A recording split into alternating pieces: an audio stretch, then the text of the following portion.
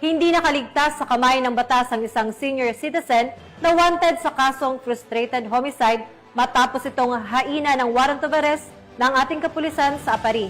Yan ang tinutukan ni Corporal Kelvin Paul Juan. Hindi na nakapalagpa ang isang wanted person na may kasong frustrated homicide sa sinagawang operasyon ng pinagsanib pwersa ng mga operatiba noong Hulyo 24 taong kasalukuyan. Ang suspect ay kinilala bilang si alias Gardo, 63 taong gulang, mangingisda at residente ng nasabing bayan.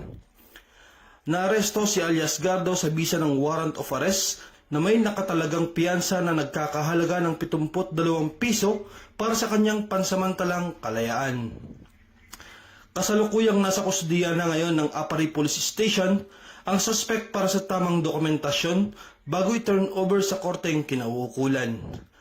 Ang pagkakadikit nito ay resulta ng pinagsanib pwersa ng kapulisan ng Apari Police Station sa pamumuno ni Police Major Ignacio D. Dinulog Jr., Chief of Police, kasama ang 1st Mobile Force Platoon, 2nd Cagayan Provincial Mobile Force Company at 203rd Regional Mobile Force Battalion 2. Patuloy ang pinaigting na kampanya ng PNP Apari laban sa kriminalidad upang mapanatili ang kaayusan, katahimikan at kaligtasan ng bawat mamamayan sa kanilang nasasakupan.